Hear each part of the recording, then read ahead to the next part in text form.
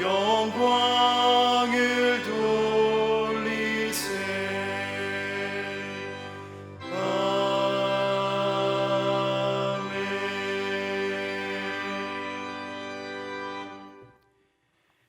여호와는 위대하시니 우리 하나님의 성 거룩한 산에서 극진히 찬양 받으시리로다. 터가 높고 아름다워 온 세계가 즐거워하며 큰 왕의 성 곧 북방에 있는 시온산이 그러하도다.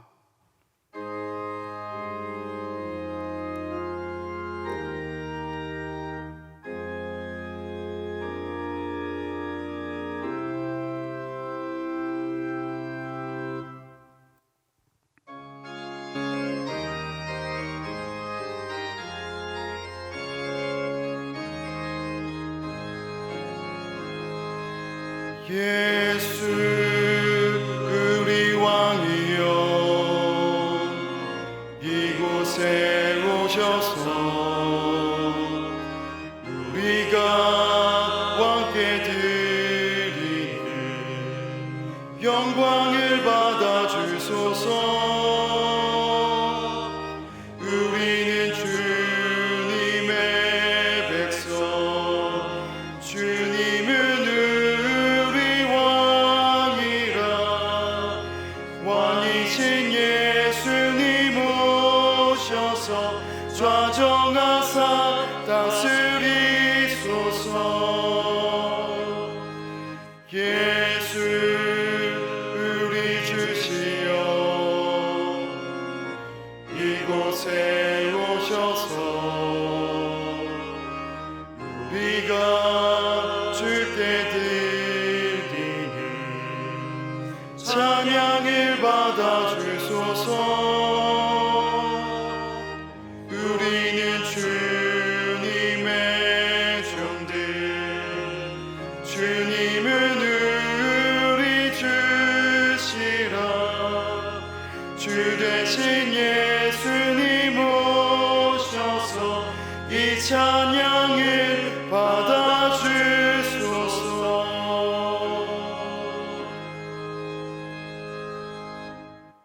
사랑의 하나님, 이 시간 저희들이 마음을 다하여 예배하오니 이곳에 오셔서 예배를 받아 주옵소서. 우리의 죄를 대속하시기 위해 흘리신 예수님의 보혈이 이 성전에 가득하게 하시고 구원의 은혜가 강단을 통하여 강물처럼 흐르게 하여 주옵소서. 보혜사 성령님께서 친히 우리 마음에 함께 계셔서 큰 힘과 능력을 주시옵소서. 이 예배를 통하여 우리의 영혼이 거듭나게 하시고 새 힘과 용기를 얻어서 슬픔도 두려움도 넉넉히 이길 수 있도록 강건하게 변화시켜 주옵소서. 언제나 우리와 함께 하시며 우리의 예배를 기쁘게 받아주시는 예수님의 이름으로 기도드리옵나이다. 아멘. 다 함께 사도신경으로 우리의 신앙을 고백하겠습니다. 나는 전능하신 아버지 하나님, 천지의 창조주를 믿습니다. 나는 그의 유일하신 아들 우리 주 예수 그리스도를 믿습니다. 그는 성령으로 잉태되어 동정녀 마리아에게서 나시고 본디오 빌라도에게 고난을 받아 십자가에 못 박혀 죽으시고 장사된 지 사흘 만에 죽은 자 가운데서 다시 살아나셨으며 하늘에 오르시어 전능하신 아버지 하나님 우편에 앉아 계시다가 거기로부터 살아있는 자와 죽은 자를 심판하러 오십니다. 나는 성령을 믿으며 거룩한 공교회와 성도의 교제와 죄를 용서받는 것과 몸의 부활과 영생을 믿습니다. 아멘. 지난 한 주간 동안 하나님께 고백하지 않은 죄를 참회하는 기도를 드리겠습니다.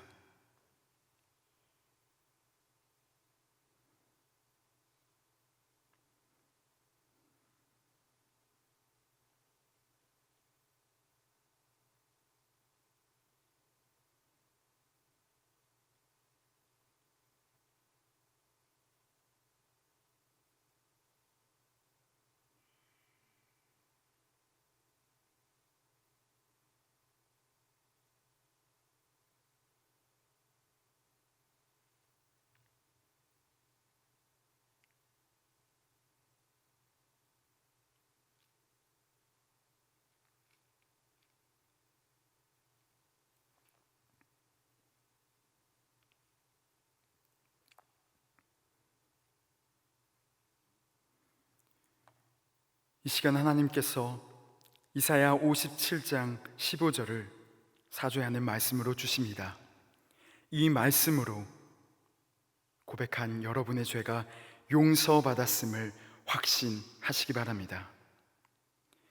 내가 높고 거룩한 곳에 있으며 또한 통회하고 마음이 겸손한 자와 함께 있나니 이는 겸손한 자의 영을 소생시키며 통회하는 자의 마음을 소생시키려 함이라. 아멘.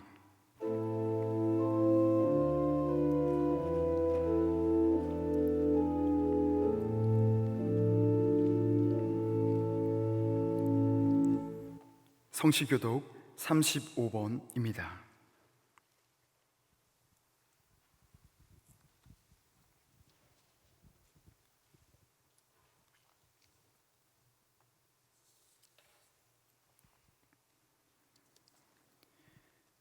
만군의 여호와여, 주의 장막이 어찌 그리 사랑스러운지요. 내 영혼이 여호와의 궁정을 사모하여 쇠약하며 내 마음과 육체가 살아계시는 하나님께 부르짖나이다. 나의 왕 나의 하나님 만군의 여호와여, 주의 제단에서 참새도 제 집을 얻고 제비도 새끼둘 보금자리를 얻었나이다. 주의 집에 사는 자들은 복이 있나니 그들이 항상 주를 찬송하리이다. 주께 힘을 얻고 그 마음에 시온의 대로가 있는 자는 복이 있나이다. 그들이 눈물 골짜기로 지나갈 때에 그곳에 많은 샘이 있을 것이며 이른 비가 복을 채워주나이다. 주의 궁정에서의 한날이 다른 곳에서의 첫날보다 나은즉 악인의 장막에서 사는 것보다 내 하나님의 성전 문지기로 있는 것이 좋사오니 만군의 여호와여, 주께 의지하는 자는 복이 있나이다. 아멘.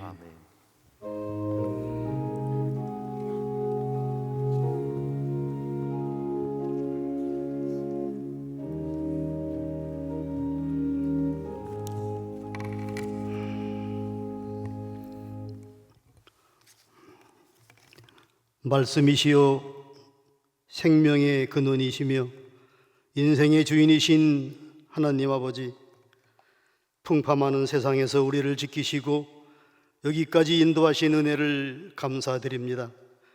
코로나19 바이러스가 온 땅에 창궐하여 우리의 일상이 제약을 받는 마음의 분주함 속에서도 이날은 주의 날이요 하나님께 드리는 귀한 복된 시간임을 기억하여 이 시간 온 성도들이 주의 전에서 가정에서 온라인 영상으로 예배 드리오니 영광을 받으시옵소서. 간절히 원하옵기는 코로나19 바이러스가 이 땅에서 속히 소멸되게 하시고 우리 예배와 일상이 회복되도록 인도하여 주시옵소서. 우리의 죄악을 그리스도의 보혈로 용서하여 주옵소서. 어리석은 자들은 그 마음에 이르기를 하나님이 없도다라며 세상으로 달려갑니다. 망국적인 부동산 투기하는 자들, 하나님의 토지법을 버리고 바알의 법을 섬기면서도 하나님의 은혜라고 생각하는 성도, 자연환경 훼손과 생태계를 교란시키는 사람들의 제약이 만연한 이 시대에 자연 뒤에서, 생태계 뒤에서 땅의 주인이시며 저 높은 곳에서 바라보시는 하나님이 계심을 알게 하옵소서. 너희가 천기는 분별할 줄 알면서 이 시대는 분별하지 못하느냐는 주의 말씀을 기억합니다. 이 시대에 일어나고 있는 무서운 일들과 대형 사건, 하나님의 창조 질서를 훼손하는 쾌락주의자, 예수 그리스도의 복음을 왜곡하며 많은 사람들의 영을 타락시키는 이단 집단, 이념에 사로잡혀 분열된 사회와 나라의 현실, 끝없는 가짜뉴스, 상호 비판과 트집, 회방으로 얼룩져가는 언론, 정치, 사법부 등 모든 일이 사람의 탐욕과 이기주의와 교만한 마음이 빚어낸 결과임을 알게 하시고 성도와 온 국민 모두가 영적인 분별력을 갖게 하시며 하나님이 우리나라를 지켜주시고 이끌어가시는 방법과 섭리를 깊이 깨닫게 하옵소서. 이 나라의 모든 분야가 선한 방법으로 화해하고 회복되기를 간절히 원합니다. 우리 교회를 사랑하시고 지켜주시기를 기뻐하시는 하나님, 우리 교회에 꼭 필요하셔서 보내시어 강단에 세우실 때마다 복음적인 말씀을 주시는 신문수 담임 목사님을 이 시간 주의 오른발로 붙드사 내리시는 말씀에 은혜가 넘치게 하옵소서. 코로나 사태 이후에 우리 교회가 더욱 든든히 서게 하시고 교역자, 당회, 모든 기관과 부서가 새로워져 하나님이 기뻐하시는 교회를 이루어가게 하옵소서. 영상으로 드려지는 교회 학교 여러 행사도 은혜롭게 진행될 수 있도록 하나님 인도하여 주옵소서. 우리를 아시고 지금도 우리를 바라보시는 하나님, 여러 모양으로 고통하며 회복하기를 원하여 기도하는 성도들이 있습니다. 살아가면서 가슴이 아플 만큼의 어려운 일은 가까이 다가오지 않도록 막아주시기를 바라는 몸이 연약한 성도의 간구도 있사오니 성도들의 건강도, 사업도, 물질의 어려움도, 가족의 문제도 속히 회복하도록 인도하여 주시며 노력하고 열심히 살아가는 지혜와 용기를 주시옵소서.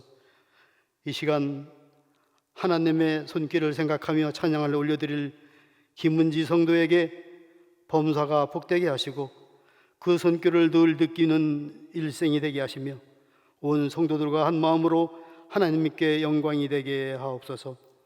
근심도 말고 두려워하지도 말라 하시며 세상이 줄 수 없는 평안을 주시는 예수 그리스도의 이름으로 기도합니다. 아멘.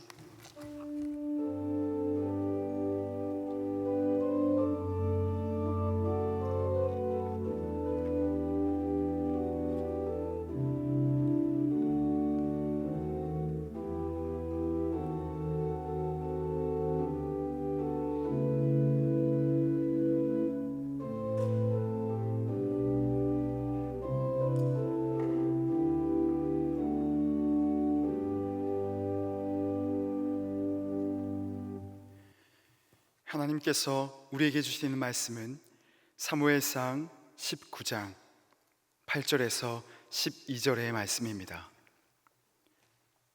제가 보는 성경으로 구약 441쪽입니다.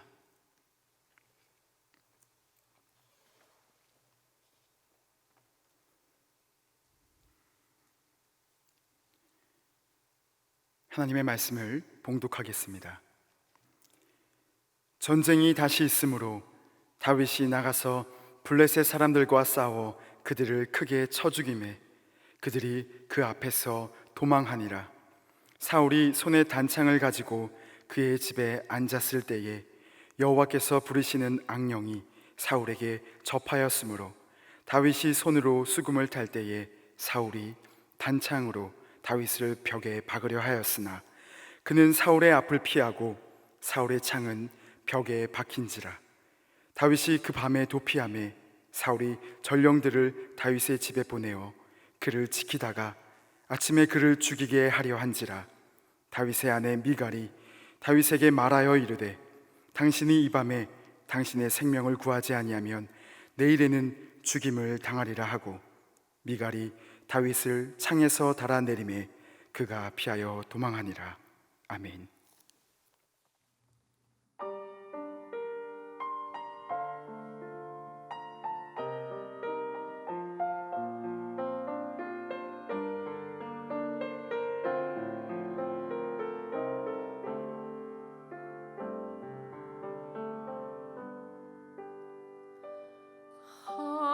하나님의 눈길이 언제나 나를 향해 하나님의 손길이 언제나 날 만져 성령의 감동은 내 마음 속에 녹아 성령의 눈물은 내 입술에 담겨 내가 너를 알았고 내가 너를 정하여 내가 너를 부르고 정결케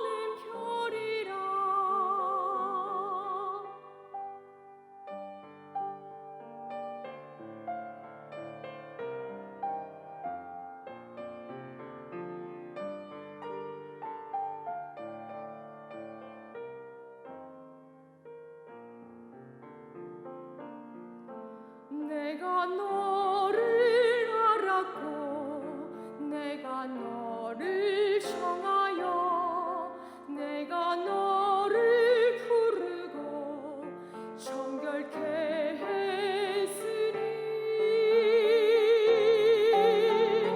주의 사랑 주의 은혜 내 맘속 빛나는 별이라 주의 영광 주의 얼굴 내 맘속 빛나는 별이라 내 맘속 빛나는 별이라.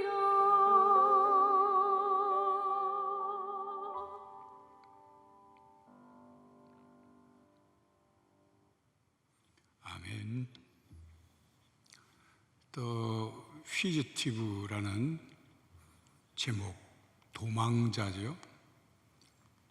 그 도망자라는 미국 드라마가 미국에서도 인기를 끌었고 또 우리나라에 그 나중에 수입이 돼서 연속 드라마로 방영된 적이 있습니다. 1954년 리처드 킴블이라는 젊은 의사가 여름밤에 아내를 살해한 혐의로 체포됩니다. 킴블은 계속해서 범인은 내가 아니고 왼손잡이다 주장을 하지만 경찰은 킴블의 증언을 무시해버립니다. 결국 교도소로 이송되던 중 뜻하지 않는 그 수송 차량 사고가 나서 그 틈을 타 이 킴블은 탈주를 해서 도망자가 되고 킴블을 체포했던 제라드 경위는 자신의 명예 회복을 위해서 필사적으로 킴블을 추적하는 그런 드라마입니다.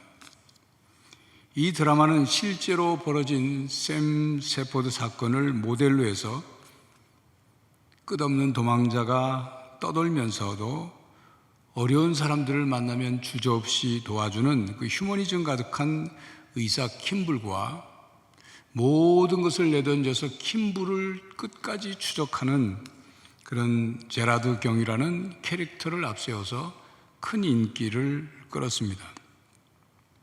그 드라마에서는 나중에 이 주인공이 자신의 인생을 파멸로 먼 그 바로 진범과 격투를 하고 또 그 와중에 형사의 목숨을 구하고 결국 재판에서 무죄가 확정됩니다.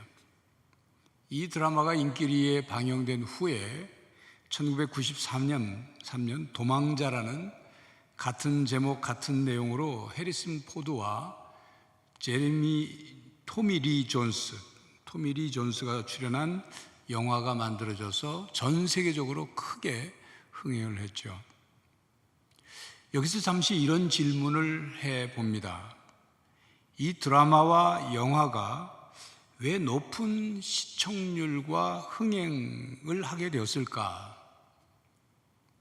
범죄자가 아닌 주인공이 억울하게 누명을 썼기 때문에 안타까운 마음이 들고 또 주인공이 계속 쫓기는 도망자로 살아가고 있지만 처해진 상황 속에서 어려운 사람들 도와주는 그런 인간성 때문에 시청자들의 마음을 움직이게 한 것은 아닐까.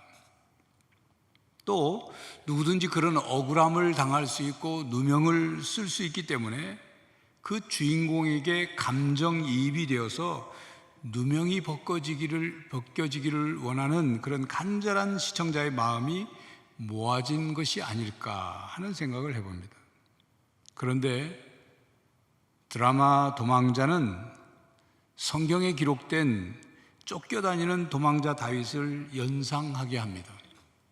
억울한 누명을 쓰고 계속 쫓겨다니는 도망자였지만 바로 그 진행되는 그 내용들을 보면 그 또 도망다니는 삶 속에서의 내용을 보면 바로 그 리처드 킴블 이야기와 그리고 사울에게 쫓겨다니는 다윗의 이야기는 많은 부분 비슷합니다. 본문 앞 19장 1절에서 7절까지는 사울의 아들 요나단이 다윗을 심히 좋아했고 다윗을 죽이라고 명령하는 아버지 사울 왕의 명령을 어기고 요나단이 다윗에게 가서 나의 아버지가 너를 죽이려고 하니 은밀한 곳에 숨어 있으라, 그렇게 말하는 내용이 7절까지 나옵니다. 그리고 또 요나단은 아버지 사울에게 다윗을 칭찬하는 말을 하면서 다윗이 왕에게 선을 행했고 자기 목숨을 아끼지 않고 그렇게 충성을 다했는데 왜 다윗을 죽이려고 하느냐, 죄를 짓지 마시라 하고 간곡한 직언을 합니다. 그러자 사울은 아들 요나단의 말을 듣고 여호와께서 살아계심을 두고 맹세하, 내가 한다, 다윗을 안 죽이겠다 약속을 하죠. 그래서 요나단이 다윗에게 가서 이런 사실을 얘기를 하고 다윗을 데리고 사울 왕 앞으로 인도해 옵니다. 그래서 함께 궁궐에서 지내죠. 좋은 관계를, 사울과 다윗이 좋은 관계를 회복한 것처럼 보입니다. 그러나 그 이후에 블레셋과의 전쟁이 벌어졌을 때 다윗이 나가 그 블레셋을 크게 이기고 돌아옵니다. 그런데 그렇게 크게 이기고 큰 승리를 이룬 다윗에 대해서 사울이 또다시 시기심과 질투심 그리고 두려움을 품게 돼요. 결국 사울은 또다시 그 수금을 연주하는 다윗을 향해 다윗을 죽이려고 창을 던집니다. 그게 본문 10절 내용입니다. 다윗은 사울의 창을 피하여 그 자리에 더 이상 있지 못하고 집으로 도망가죠. 사울은 다윗이 도망간 그날 밤에 전령들을 다윗의 집에 보내어서 다음날 아침에 다윗을 죽이라고 명령을 하죠. 그게 본문 11절 내용입니다. 이 내용을 알게 된 다윗의 아내이자 사울왕의 딸인 미갈이 다윗을 몰래 창문을 통해서 줄을 내려 다윗을 빼돌렸습니다. 그리고 미갈은 다윗의 침대에 우상을 가져다가 다윗의 침대에 누이고 마치 다윗이 이불을 덮고 누워있는 것처럼 위장을 했죠. 그 다음날 사울의 전령들이 다윗을 죽이려고 들이닥쳤을 때 그때는 이미 다윗은 도망가고 없었습니다. 본문 이후에 18절에 나오죠. 다윗이 도피하여 라마로 가서 사무엘에게로 나아가서 사울이 자기에게 행한 일을 다 전하였고 다윗과 사무엘이 나요스로 가서 살았더라. 그때부터 다윗은 사울에게 쫓기는 사람이 되었습니다.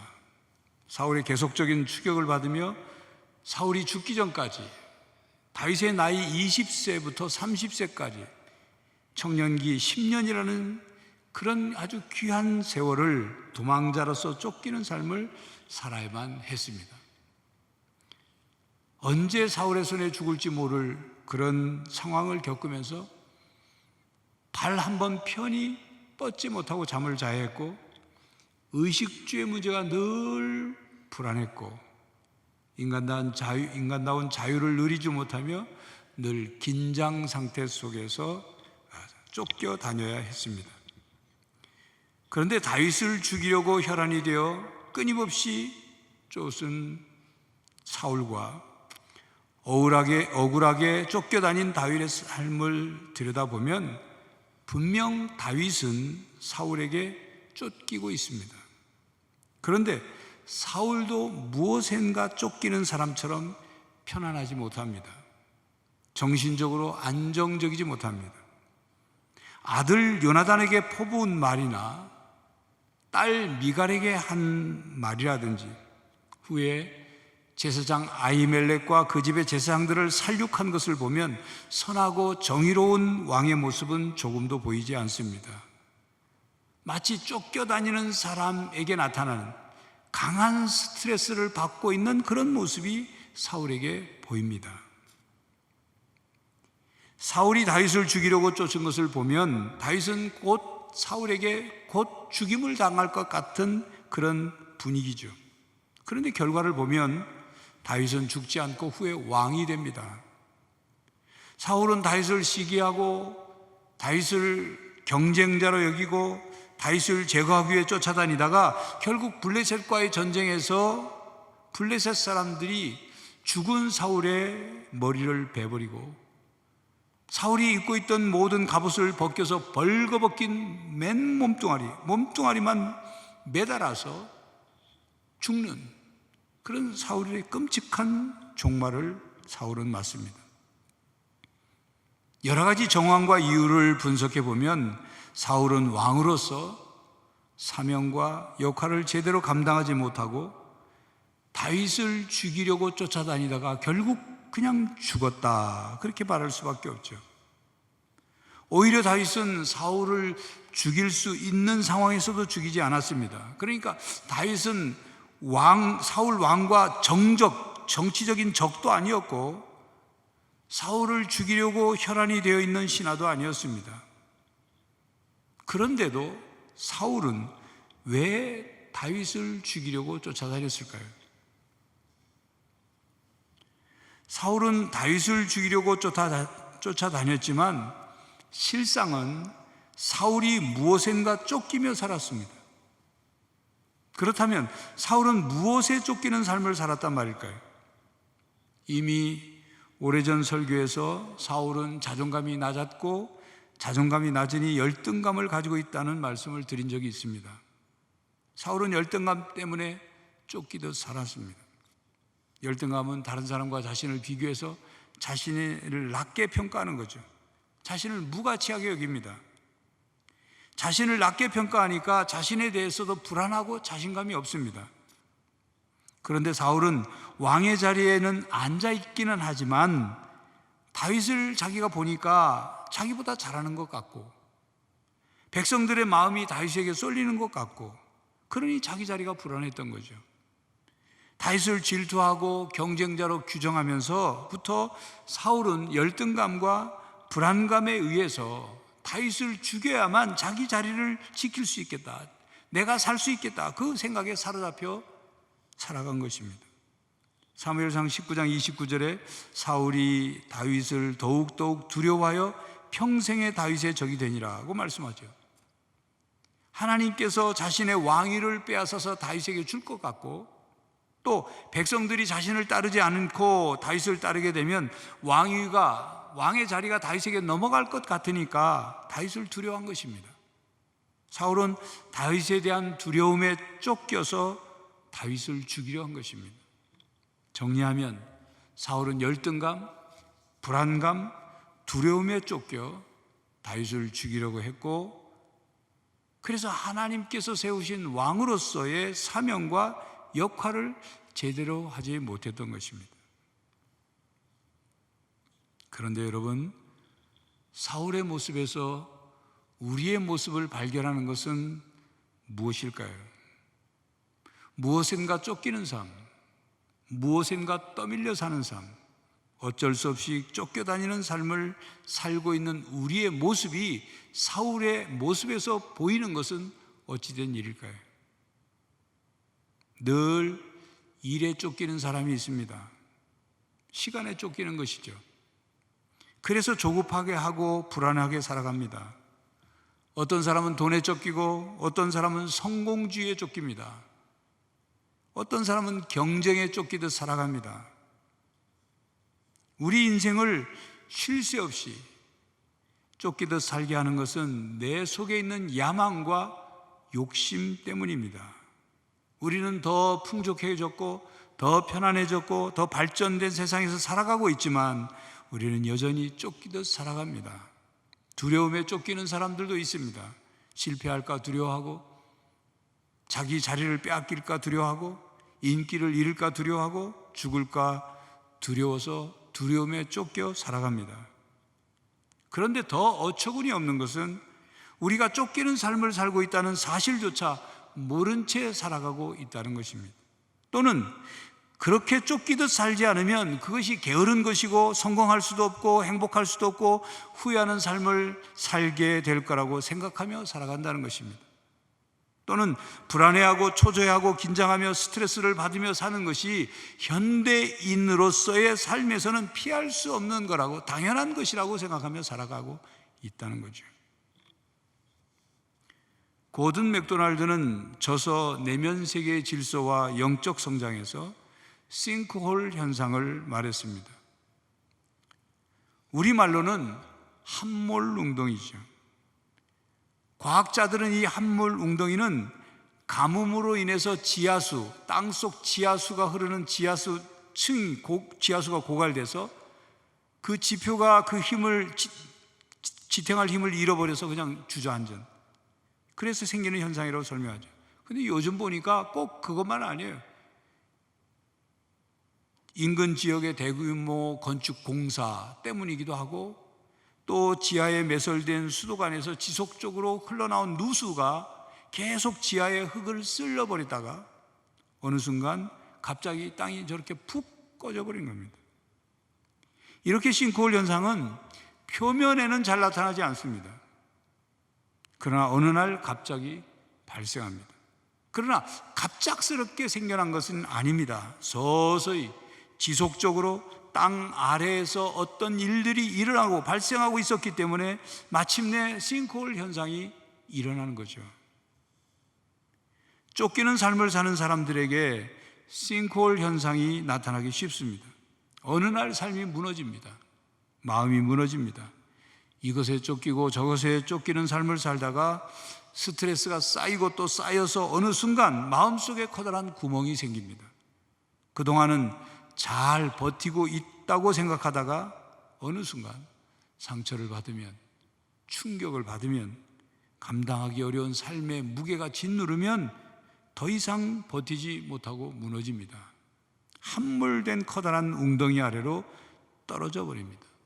2019년 5월 20일 의정부시 한 아파트에서 일가족 3명이 숨진 것을 그 집 아들 중학생이 발견했습니다.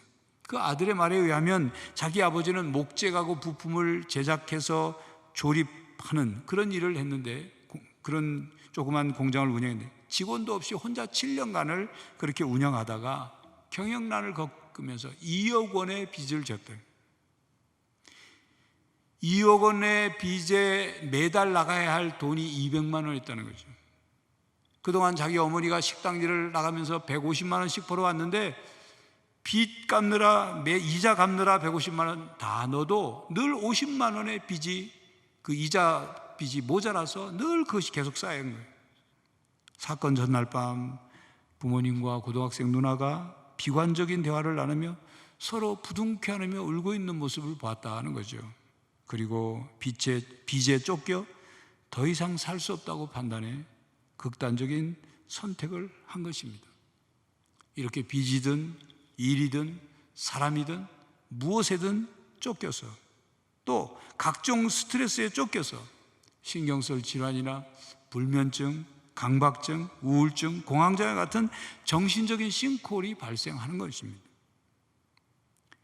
이에 대해 고든 맥도날드는 그의 내면 세계의 질서와 영적 성장에서 우리의 내면 세계가 질서를 잘 유지하고 튼튼하게 성장해야 하는데, 그렇게 되기 위해서는 먼저 삶의 동기부여가 바르게 되어야 한다고 강조했습니다.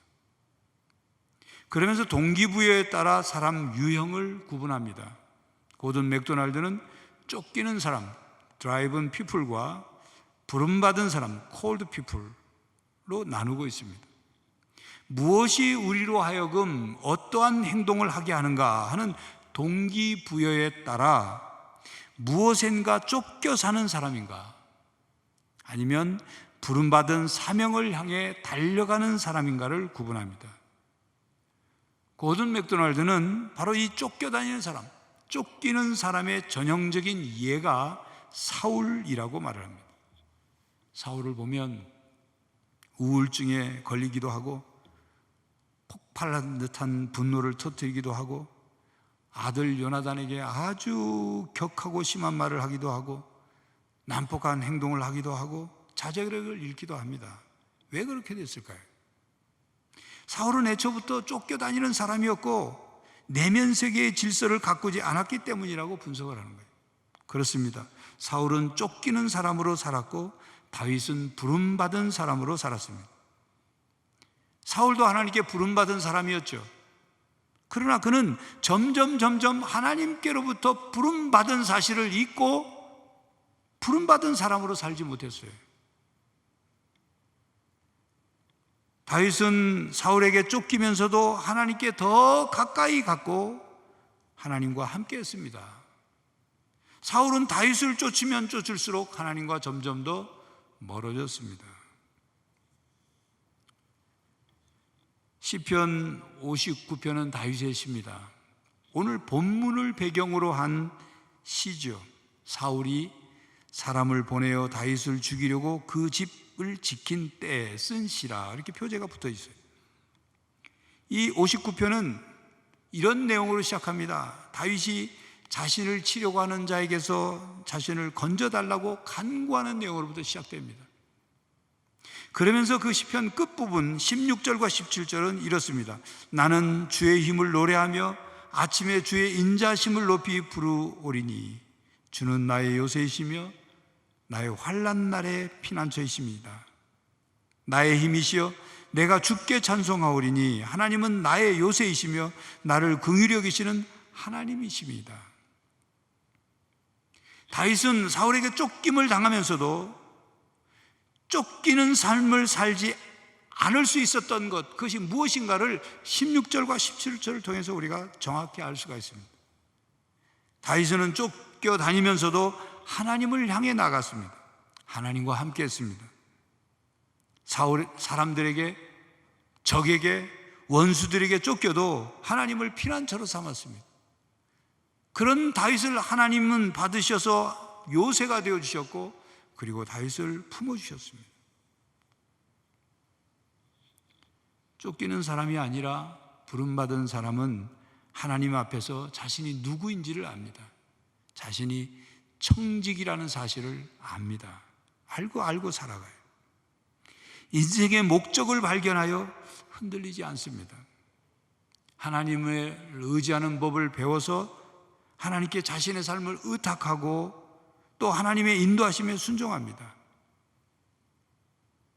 그리고 하나님께 부름받은 사람은 두 가지를 잃어버리지 말아야 합니다. 하나는 하나님을 절대로 잃어버리지 않아야 하고 또 하나는 하나님께서 주신 사명을 잃어버리지 말아야 합니다. 사울은 하나님을 잃어버렸고 그리고 하나님이 주신 사명, 하나님께로부터 부름받은 그 사명을 잃어버렸어요. 그러게 되니까 사명을 잃어버리니까 쫓기는 삶을 사는 거예요. 쫓기는 삶을 사니까 사명을 잃어버리는 거예요. 하나님께 부름받은 사람은 무엇인가 쫓겨도 하나님을 바라봐야 하고 하나님을 붙들어야 하고 하나님을 잃어버리지 말아야 합니다. 다윗처럼 말입니다. 부름받은 사람은 하나님이 함께 하심으로 하나님의 은혜로 살아갑니다. 하나님께서 부르신 부름의 사명을 위해서 살아가니까 삶의 방향을 잃어버리지 않습니다. 흔들리다가도 중심을 잡습니다. 하나님께서 내 인생을 책임져 주신다는 믿음을 잃지 않습니다. 그 믿음으로 버티고 견디고 소망을 붙잡고 이겨냅니다. 사도 바울이 사울이라는 이름으로 살 때 그가 예수님을 믿는 사람들을 잡아다가 가두고 죽이려고 예수 믿는 사람들을 쫓아다녔죠. 그런 사람이었어요. 그러다가 다메섹으로 가는 길에 부활하신 예수님을 만났습니다. 예수님은 사울의 이름을 부르면서 사울아 사울아 너 왜 나를 박해하느냐? 그러면 사울의 인생을 완전 바꿔놓으셨어요. 예수님께서 사울을 선택하셨고 사울은 예수님께 부르심을 받았습니다. 예수님의 부르심을 받은 사울은 자신이 누구인지, 누구를 위해 살아야 하고 무엇을 위해 살아야 하는지를 깨닫게 되었어요. 그래서 그 이름을 바울로 바꿨습니다. 더 이상 잘못된 욕심에 떠밀리듯 쫓기듯 살지 않았습니다. 그때부터 바울은 이방인 선교를 위해서 사역을 감당하면서 수많은 유대인들의 박해와 공격으로부터 쫓겨다니는 삶을 살았어요. 다윗처럼 밤중에 창문을 통해서 몸을 피해야 했고, 다윗을 죽이려고 모집된 조직된 암살단으로부터 계속 쫓겼어요. 그러나 바울은 쫓기는 사람이 아니라 하나님께 부름받은 사람으로 부르심에 응답하는 삶을 살았습니다. 고린도후서 4장 8절에 우리가 사방으로 우겨쌈을 당하여도 쌓이지 아니하며 답답한 일을 당하여도 낙심하지 아니하며 이렇게 고백하죠. 부름받은 사람, 즉 그리스도인은 사방으로 쫓기고 사방으로 짓눌림을 받아도 쫓기거나 짓눌림 당하지 않는다, 그 고백이에요. 그러면서 빌립보서 3장 12절과 14절에 내가 이미 얻었다 함도 아니요 온전히 이루었다 함도 아니라 오직 내가 그리스도 예수께 잡힌 바 된 그것을 잡으려고 달려가노라. 표대를 향하여 그리스도 예수 안에서 하나님이 위에서 부르신 부름의 상을 위하여 달려가노라. 이것이 쫓기는 삶이 아니라 부름받은 삶을 사는 신앙인의 삶입니다. 뒤에서 우리를 쫓고 사방에서 우리를 쫓는 것이 있지만 우리가 마치 그것에 쫓기는 것처럼 보일지는 모르지만 표대를 향해서 부르신 부름의 상을 위하여 달려가는 삶을 살면 쫓기는 것으로부터 자유할 수 있다는 뜻입니다. 여러분, 예수님께서도 공생의 기간 중 여러 종류의 사람들에게 공격을 당하고 헤롯이 예수님을 죽이려고 한다는 그런 말도 예수님이 들으셨어요. 그때 누가복음 13장 33절에 오늘과 내일과 모레는 내 갈 길을 가야 하리니 선지자가 예루살렘 밖에서는 죽는 법이 없느니라고 말씀하시면서 공생의 사역을 감당하셨어요. 가야 할 길을 묵묵히 흔들리지 않고 가신 거예요. 쫓기는 상황이지만 사명을 위해 그 일을 감당하신 겁니다. 여러분은 나그네입니까? 아니면 순례자입니까? 여러분은 떠도는 사람입니까? 아니면 가야 할 목적지가 있는 사람입니까?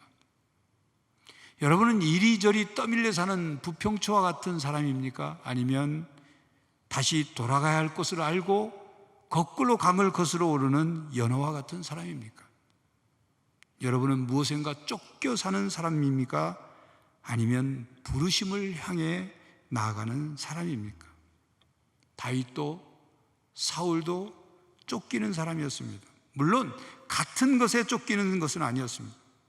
사울은 열등감과 질투심, 경쟁심과 두려움에 쫓기는 삶을 살다가 그냥 비참하게 인생을 끝냈고, 다윗은 사울에게 쫓기는 삶을 살면서도 삶이 무너지거나 피폐해지지 않았습니다. 오히려 쫓기는 것 때문에 하나님께 더 가까이 갔고 신앙이 더 성숙해졌고 하나님의 부르심에 순종했습니다. 여러분, 코로나19 바이러스에 쫓기듯 살아가고 있습니까? 우리 모두는 이 세상을 살아가면서 그 어떤 것에 의해 쫓길 수 있습니다. 쫓기는 삶을 살면서 인생이 이런 건가 그런 생각이 들 때가 있어요. 쫓길 수밖에 없구나 하는 그런 체념, 수시로 불안하고 스트레스를 받고 두려움에 쫓길 때가 있을 수 있어요. 그러나 그렇게 쫓기듯 살아갈 수만은 없다는 것입니다. 성도 여러분, 여러분은 하나님의 자녀입니다.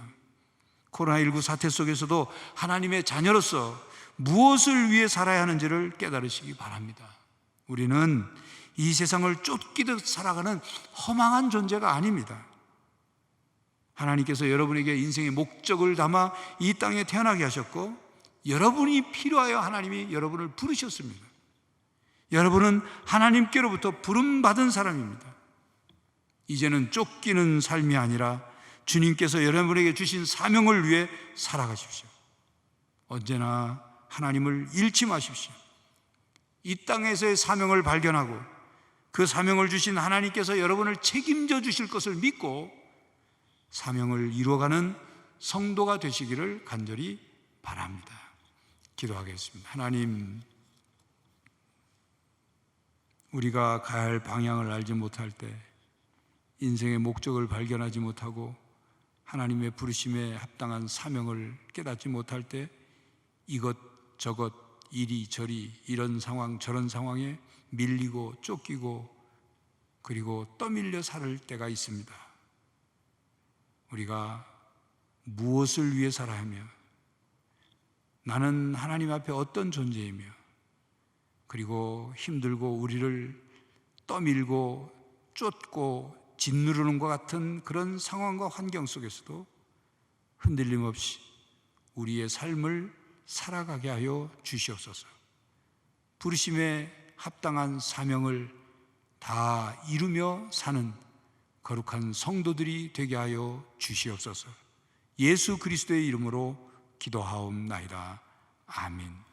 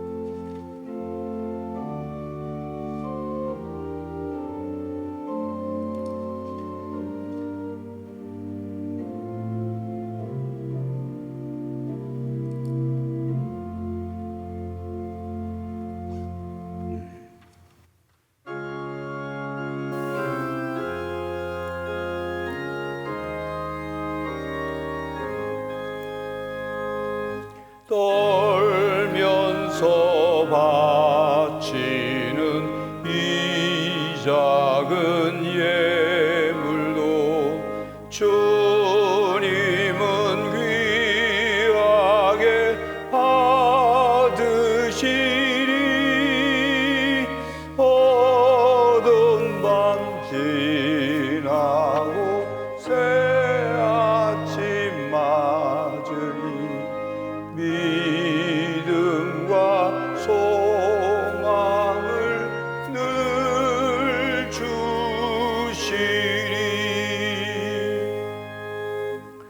하나님의 놀라운 사랑과 그 크고 넓으신 그리고 신비한 구원의 은혜에 감사드립니다. 지난 한 주간도 저희들을 하나님의 품에 보호하여 주시고 거룩한 주일을 맞이하여 주님 앞에 예배할 수 있게 해주시니 감사합니다.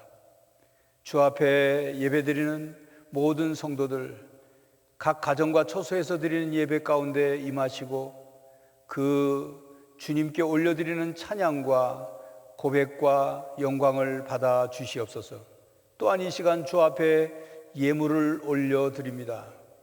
모든 물질이 하나님의 것이며 하나님이 우리들에게 허락해 주셨기에 그 중에 일부를 구분하여 주일 헌금으로, 11조 헌금으로, 감사 제목을 적은 감사 헌금과 세계 선교 헌금, 북한 선교 헌금, 구제 헌금, 장학 헌금, 일천번제 헌금, 성미를 올려드립니다. 온라인으로 드리는 모든 예물까지 주님 기쁘게 받으시옵고 그 예물이 주께 드려진 이 예물이 하나님 나라를 건설하고 하나님의 뜻을 이 땅에 이루는 곳에 사용되게 하여 주시옵소서. 믿음으로 감사함으로 드렸사오니 하나님이 약속하신 대로 하늘의 신령한 복과 땅의 기름진 복을 부어 주시옵시고 성도들의 삶 가운데 힘들고 몹시 어려운 상황 속에 있사오니 하나님의 특별하신 은혜와 복을 내려 주시옵소서. 지치지 않게 하시고 힘든 가운데도 잘 견뎌내게 하시고 마침내 이 어둠의 터널을 지나 하나님이 예비하신 놀라운 복을 받아 누리는 성도들이 되게 하여 주시옵소서. 가정마다 평안과 화목을 주시고 건강을 지켜 주시옵시며 생업과 직장은 복의 통로가 되게 하시고 성도들의 가정의 자녀들이 이 땅을 변화시키는 사람들로 살아갈 수 있도록 저들의 학업과 신앙과 취업과 결혼과 진로를 책임져 주시옵소서. 해외에 있거나 타지에 있는 천안정한 가족들을 눈동자같이 지켜주시고 군 복무 중에 있는 장병들을 주의 날개 아래 품어 주시옵시며 고난 가운데도 하나님께 믿음으로 부르짖으며 하나님의 도우심으로 극복하고자 하는 성도들의 기도에 응답하여 주시옵소서. 육신의 질병과 마음의 병으로 지쳐 있고 치료 중에 있고 수술 후에 회복 중에 있는 모든 성도들을 주님 긍휼히 여겨 주시고 주의 능력의 손을 얹어 안수하시며 치료하여 주시옵소서. 하나님, 세계가 코로나19 바이러스로 인하여 너무나도 고통 가운데 있사온데 하나님 앞에 회개할 것을 회개하게 하시고 돌이킬 걸 돌이키게 하여 주시고 이 세상을 향한 인간의 책임을 다 감당하게 하여 주시옵시며 하나님의 전적인 능력과 손길을 통하여 이 온 세계가 지구촌이 코로나19 바이러스로부터 자유함을 얻게 하여 주시옵소서. 모든 선교사들과 함께 하시고 우리 교회가 후원하는 페루, 몽골, 러시아, 온두라스, 베트남, 미얀마, 캄보디아 선교사와 가정과 사역을 지켜 주시옵소서. 하나님, 대한민국을 붙들어 주셔서 혼란과 어려움 가운데도 하나님, 지금까지 지켜주신 하나님이 이 나라를 통하여 말세에 저희 나라가 감당해야 할 사명을 감당할 수 있도록 새롭게 하시고 기독교적 가치관 위에 나라를 세우게 하시고 모든 지도자들이 하나님 앞에 겸손하며 하나님을 두려워하게 하여 주시옵소서. 주님, 저희 교회가 세상의 희망이 되기를 원하오니 모든 성도들이 삶의 현장 속에서 소금으로 빛으로서의 사명을 감당케 하여 주시옵시며 또 이제 새롭게 살아가는 한 주간 동안 주님, 저희들과 동행하여 주시옵시고 온라인으로 영상으로 가정에서 드리는 우리 다음 세대의 교회학교 우리 자녀들이 믿음이 흔들리지 않고 더욱 굳건해지고 성숙해지게 하여 주시옵소서. 예수 그리스도의 이름으로 기도하옵나이다. 아멘.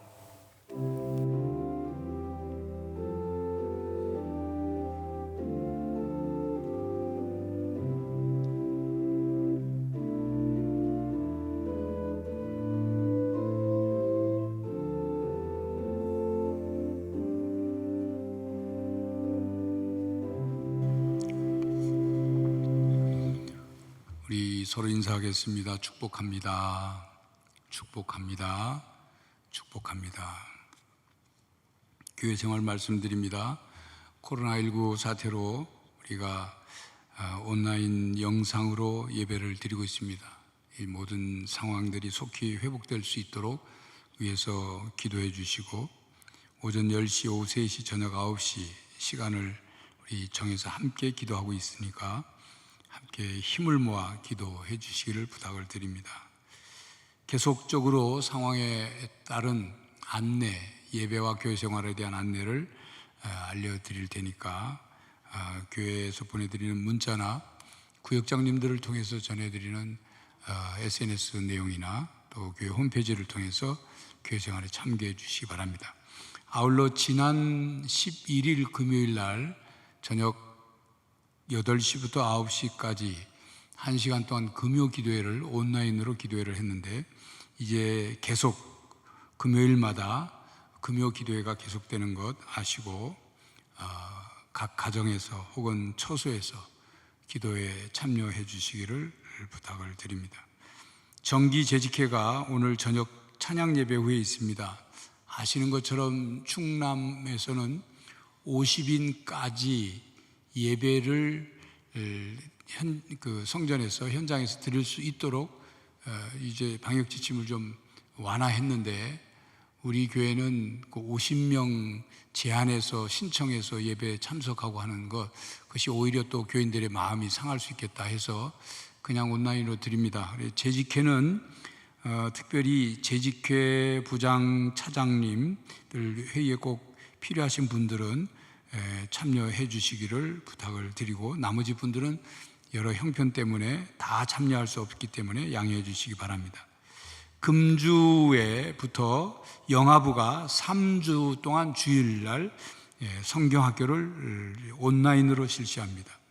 아동부, 유년부, 초등부, 소년부, 키즈워십 성경학교도 이제 오는 19일 토요일과 20일 주일 이틀간 온라인으로 성경학교를 합니다. 부모님들 꼭 기억하시고 자녀들 챙겨주시기 바랍니다. 이번 주부터 교구에 상반기에 하지 못했던 교구 신방을 디지털 대면 교구 신방으로 진행을 합니다.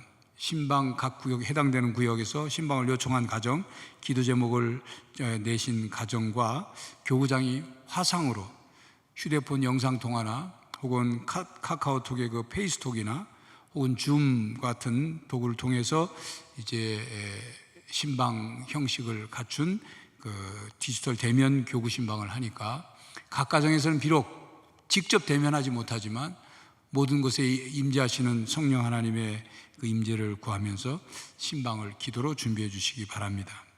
결혼 광고 있습니다. 3교구 2구역 이창우 집사, 이미선 집사 장녀 이상아 양과 이훈택 장로, 최경희 권사 장남 이용문 군의 결혼식이 19일 토요일 낮 12시 서울 미랄학교 신관 2층 도산홀에서 있겠습니다. 축하해 주시기 바랍니다. 장례 광고 있습니다. 2교구 17구역 박기현 성도께서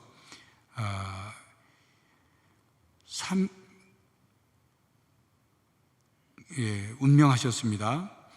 장인철 성도 부인 되십니다. 빈소는 하늘공원 장례식장 7호실이고 입관 예식이 오늘 오후 5시에 있겠습니다. 자세한 상황은 이교구장 봉지한 목사에게 문의해 주시기 바랍니다.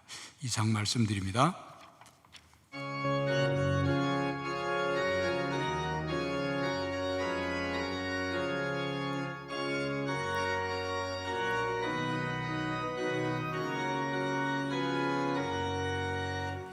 내 평생 소원 이것뿐 주의 일하다가 이 세상 이별하는 날 주 앞에 가리라. 꿈같이 헛된 세상이 취할 것 무엇냐. 이 수고와 많아여도 헛된 것뿐일세. 불같은 시험 많으나 겁내지 맙시다. 그 주의 원능 크시니 이기고 남겠네. 금보다 귀한 믿음은 참 고배되도다. 이 진리 믿는 사람들 다 복을 받겠네. 살같이 빠른 왕음을 주 위에 아끼세. 온 몸과 마음을 바치고 힘써서 일하세. 아멘. 성도 여러분, 쫓기는 사람입니까? 부름 받은 사람입니까? 하나님을 믿고 의지하며 하나님께서 주신 사명을 잃지 마십시오. 언제나 하나님의 부르심의 소망을 향해 달려가며 하나님의 자녀로서 어떻게 살아야 하는지를 알고 살아가는 성도가 되시기를 간절히 바랍니다. 지금은 우리 주 예수 그리스도의 은혜와 하나님 아버지의 사랑과 성령 하나님의 교통하심이 무엇인가 쫓기듯 사는 사람이 아니라 하나님이 우리를 부르시고 우리에게 맡겨주신 사명을 따라 이 땅을 살아가기로 다짐하는 모든 성도들과 가정과 삶의 현장 위에 이제로부터 영원히 함께 하시기를 간절히 축원하옵나이다. 아멘.